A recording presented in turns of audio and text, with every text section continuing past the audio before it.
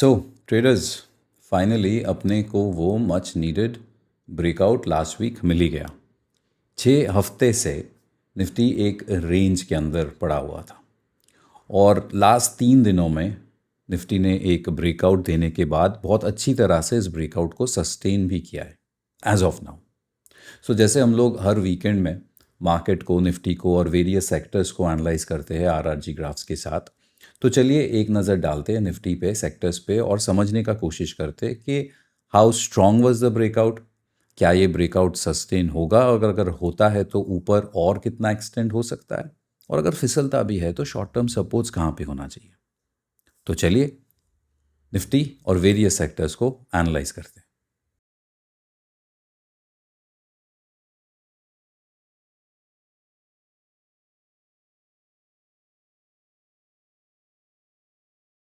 सो चलिए शुरू करते हैं एज ऑलवेज निफ्टी के साथ। 3 टाइम फ्रेम्स, मंथली, वीकली और on the right hand side daily. And as always next plus price indicator जो अपने को various aspects of the direction, trend के बारे में समझाता है। और जो नया रिसेंटली एडेड एस्पेक्ट है नेक्स्ट प्लस प्राइस इंडिकेटर का, वो है ये स्टेट ऑफ फ्लो। और नीचे यहाँ पे नेक्स्ट आरएसआई, जहाँ पे मार्किंग्स के साथ अपने को समझ आता है कि कहाँ पे बेरिश या फिर बुलिश सिचुएशन बिल्डअप हो रहा है। सो फर्स्ट थिंग फर्स्ट, ये ब्रेकआउट, और इस ब्रेकआउट के पहले the index was suffering for almost 6 weeks. इस दरमियान the weekly charts was pretty well poised and इसका स्टेट ऑफ फ्लो पॉजिटिव अभी भी है। Weekly close almost at the highest point of the week था, और इसके कारण मंथली क्लोज भी काफ़ी स्ट्रॉन्ग होने वाला है। देखिए, सक्सेसफुल ब्रेकआउट जनरली ब्रेकआउट देने के बाद पीछे मुड़ के इमीडिएटली नहीं देखता है। And as of now in this breakout Nifty ने इमीडिएट ब्रेकआउट के बाद, मतलब अगर आप देखेंगे फ्राइडे, थर्सडे और वेडनेसडे, थर्सडे या फिर फ्राइडे उसने इमीडिएटली कोई रिट्रेसमेंट या करेक्शन नहीं दिया था, which means that the breakout is so far successful. और ये इंडेक्स अपने ऑल टाइम हाई से बहुत ज़्यादा दूर तो है नहीं। और अगर अपसाइड्स का बात करें तो साइकोलॉजिकल 26,000 और a retest of an all time high is the obvious level. अभी मार्केट का सेंटिमेंट काफ़ी हद तक सुधर चुका है, और जब तक इस लेवल्स को होल्ड करता है तब तक और सुधरेगा। So strategically one should stay predominantly long bias. ऐसे चार्ट्स को शॉर्ट करने का इरादा is not a very good idea. So upsides 26,000 and of course all time high. On the down side देखिए, market had spend a lot of time within this range, और जब एक price एक certain range के अंदर काफ़ी वक्त बिताता है तो एक multiple levels on the upside and multiple levels on the down side automatically create हो जाता है, जिसको ऑफ कोर्स हम लोग रेजिस्टेंस और सपोर्ट बुलाते हैं। ठीक है ना। अब पोलैरिटी मतलब जो प्रीवियस रेजिस्टेंस रह चुका है वो आगे जाके सपोर्ट का काम कर सकता है।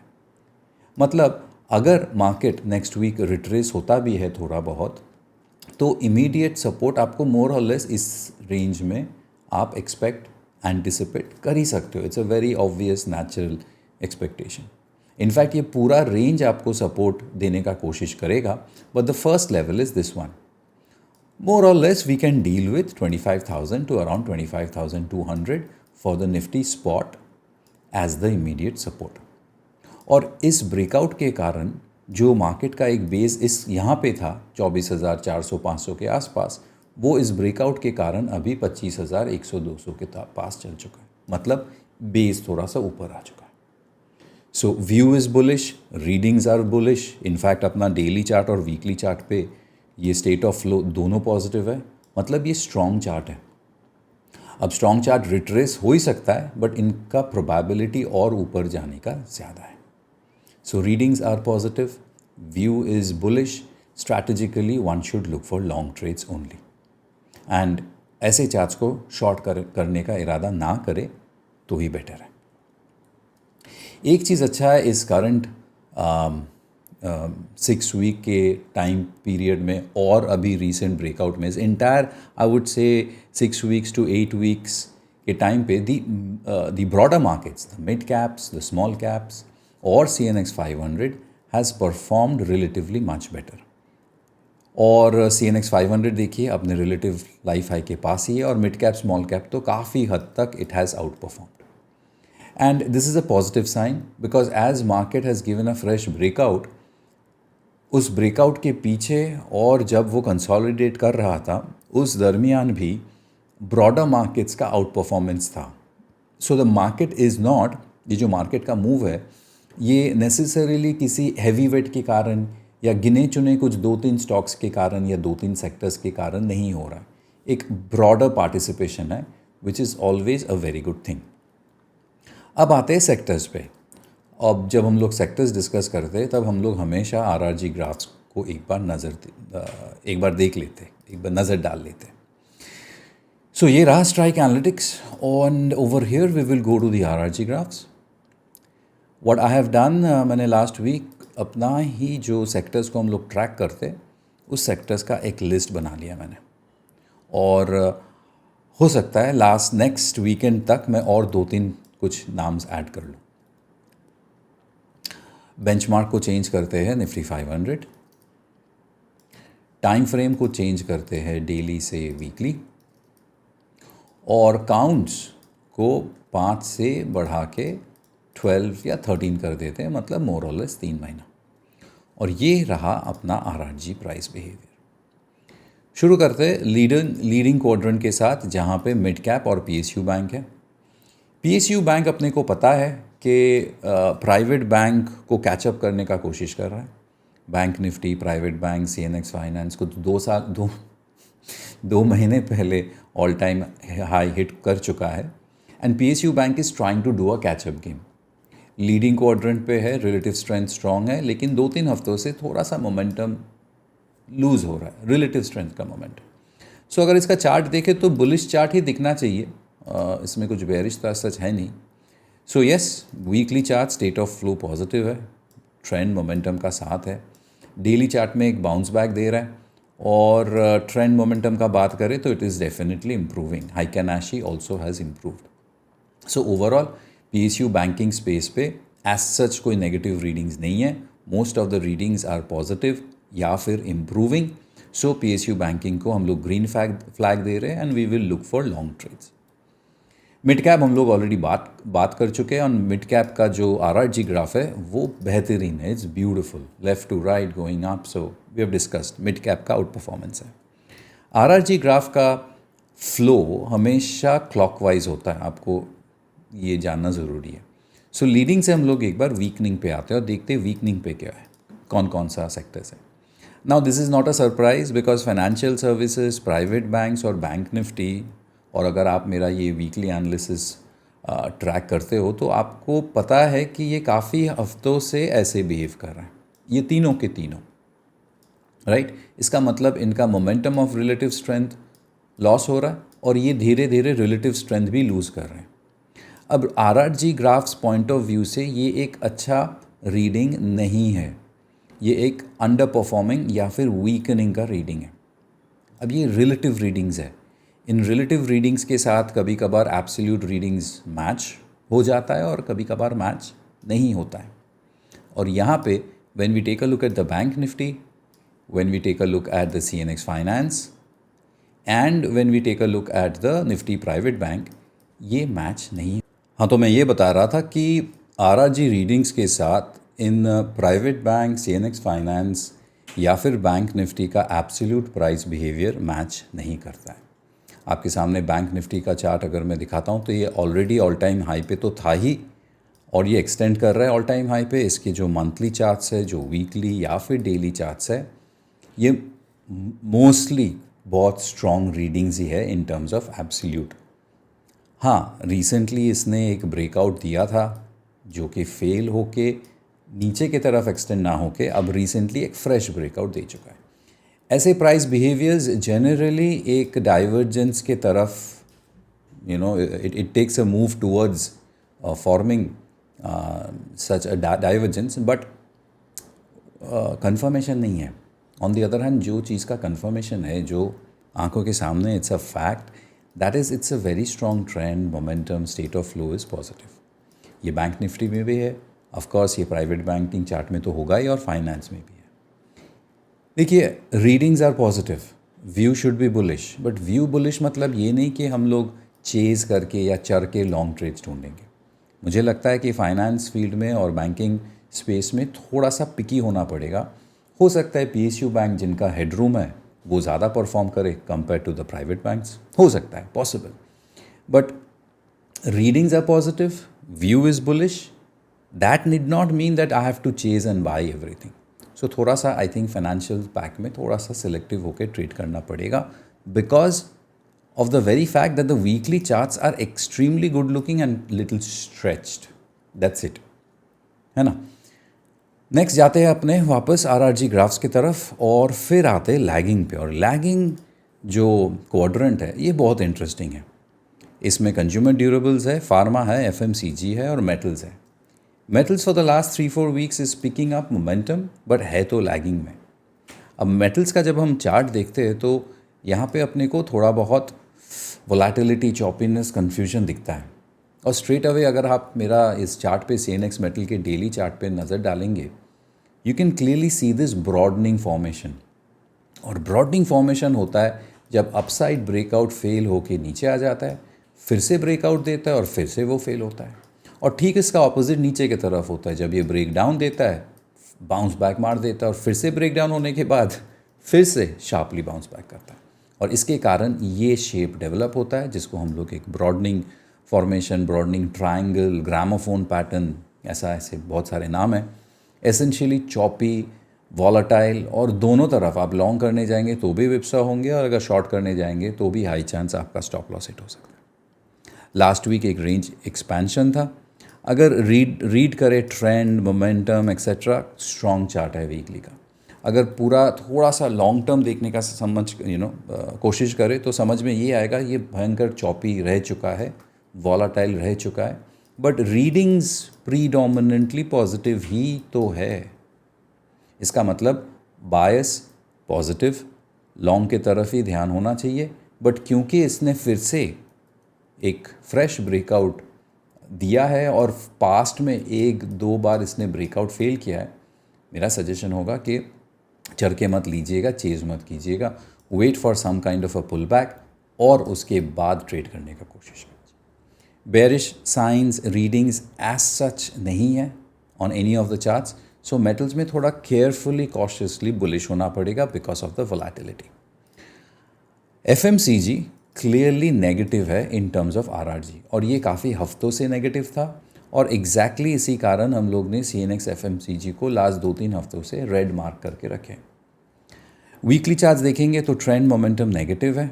लास्ट वीक एक छोटा सा बाउंस बैक. मंथली चार्ट्स अच्छा नहीं है, और डेली चार्ट्स में एक बाउंस बैक तो मिला है, बट आप देखेंगे कि स्टेट ऑफ फ्लो मोर और लेस वेडनेसडे तक नेगेटिव ही था. सो इस उछाल को ना ज़्यादा अहमियत, importance we can not give it right now. और ठीक इसके ऊपर एक अच्छा खासा पोलैरिटी भी प्ले आउट हो रहा है, मतलब ये सपोर्ट जोन रेजिस्टेंस का काम कर सकता है. सो एफएमसीजी में रीडिंग्स अभी भी प्रीडोमिनेंटली नेगेटिव ही है, और एक छोटा सा बाउंस बैक इसने लास्ट वीक दिया है. बेस्ड ऑन दैट हम लोग इस रेड फ्लैग को ग्रीन नहीं कर सकते, एंड क्योंकि most of the readings negative ही है, हम इसको नेगेटिव ही रखेंगे. और अगर ये बाउंस बैक वो फेल करता है, अगर एफएमसीजी स्टॉक्स थोड़ा बहुत फ्रेश सेलिंग दिखाता है, तो यहीं पे शॉर्ट करने का इरादा रखेंगे तो बेटर होगा. अब आते हैं कंज्यूमर ड्यूरेबल्स पे. यहाँ पे टाइटन के कारण जो इसका हैवी वेट है, बहुत कुछ हुआ लास्ट वीक. ह्यूज आउटसाइड बार.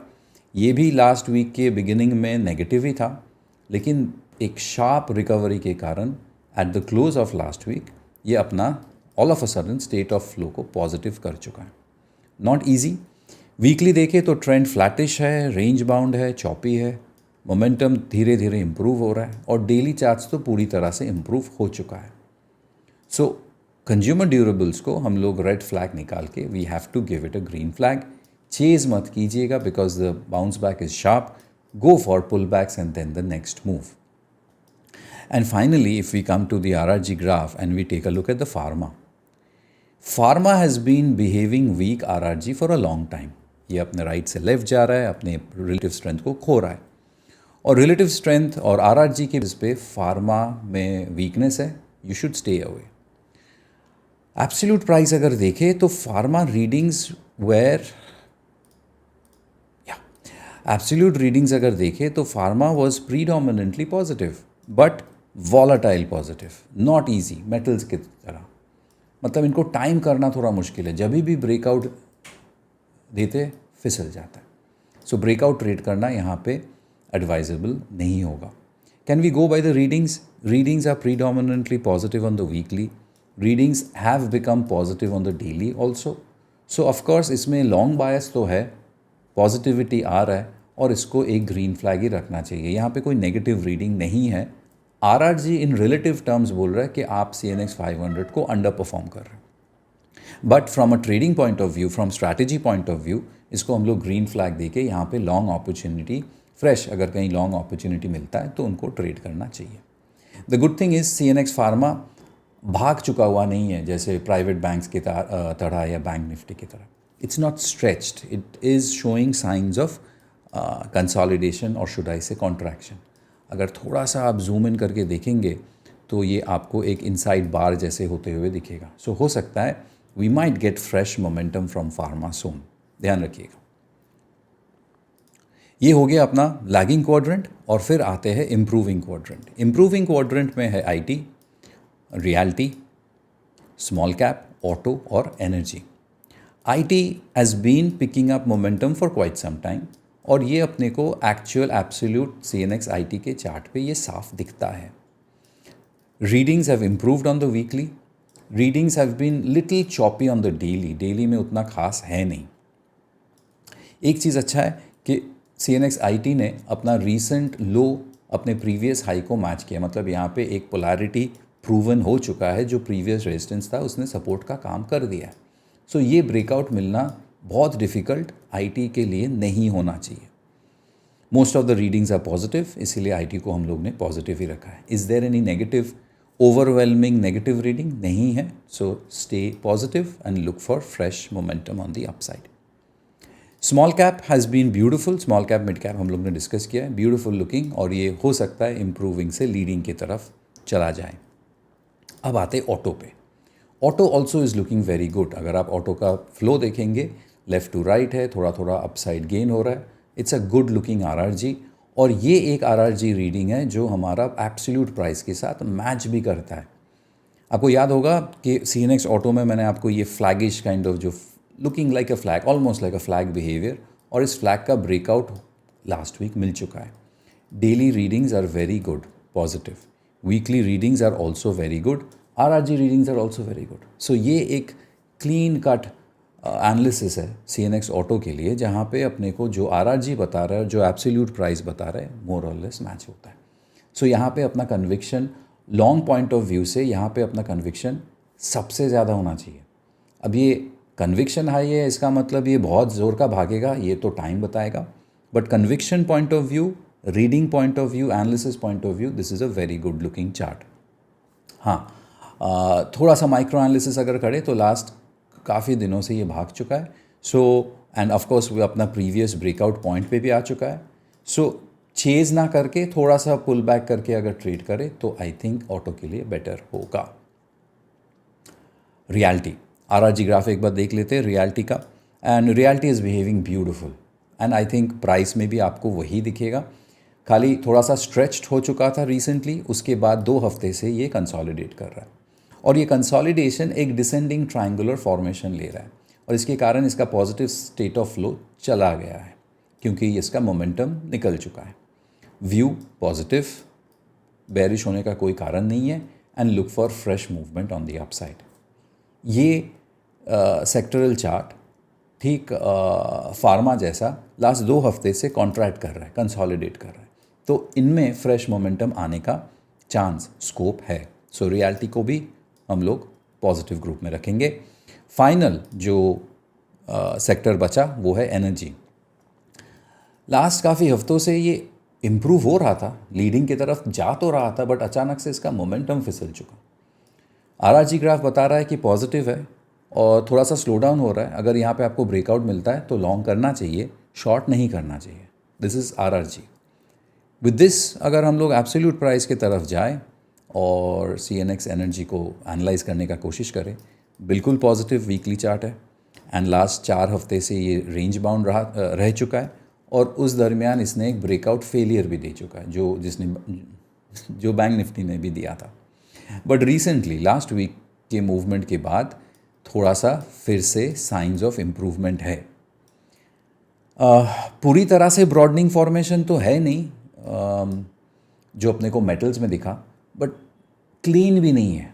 ऊपर जाते जाते breakout failure, break down failure, it's all over the place. So choppy है। व्यू बुलिश ही रखना पड़ेगा because most of the readings are bullish. Negative as such कुछ रीडिंग है नहीं। सो क्यों ना हम इसको एनी पुल बैक में ट्रेड करने का कोशिश करें। अगेन और एक सेक्टर और एक चार्ट ऑटो जैसा जो एक वीकली चार्ट पे एक ब्रेकआउट लेवल के पास है। सो ये एक इंटरेस्टिंग रीडिंग निकल के आया। कुछ सेक्टर्स जो पहले से काफ़ी स्ट्रॉन्ग थे जैसे बैंक्स, फाइनेंशियल्स, वो थोड़ा स्ट्रेच लग रहा है और कुछ जो कैचअप गेम का कोशिश कर रहा है लाइक द PSU बैंक। क्या फार्मा फाइनली निकल पाएगा? ऑटो में तो इतना अच्छी तरह से बैठ रहा है सब कुछ, रिलेटिव स्ट्रेंथ, प्राइस, एवरीथिंग। सो क्या ऑटो यहाँ से थोड़ा लीडरशिप दिखाएगा for the next couple of weeks? और IT का तो इम्पोर्टेंस बैंक्स के बाद सबसे इम्पॉर्टेंट रहता है। What will the IT stocks do? And IT में अंदर the large caps are not doing that good. जो रिलेटिवली छोटे IT स्टॉक्स है, दे आर परफॉर्मिंग। सो मुझे लगता है that interesting couple of weeks, definitely, no doubt. सबसे important point is Nifty इसके अंदर वापस नहीं जाना चाहिए। जब तक इसके ऊपर रहेगा, आई एम सर्टन कि इसका प्रोबेबिलिटी ऊपर की तरफ जाना 26K की तरफ या फिर ऑल टाइम हाई की तरफ धीरे धीरे और बढ़ता जाएगा। स्ट्रैटेजिकली बुलिश रहिए, लॉन्ग ट्रेड्स चेस मत कीजिए, पुल बैक पे फोकस कीजिए और कोशिश कीजिए ऐसे मार्केट्स को नेकेड डायरेक्शनल शॉर्ट ना करने के लिए। चलिए, ये रहा मेरा एनालिसिस। होपफुल कि आपको ये सब वीकली एनालिसिस थोड़ा बहुत भी हेल्प कर रहा होगा आपके ट्रेडिंग डिसीजंस लेने के लिए। बताइएगा ज़रूर। And till then, take care of yourselves, prepare well for the week ahead, trade well.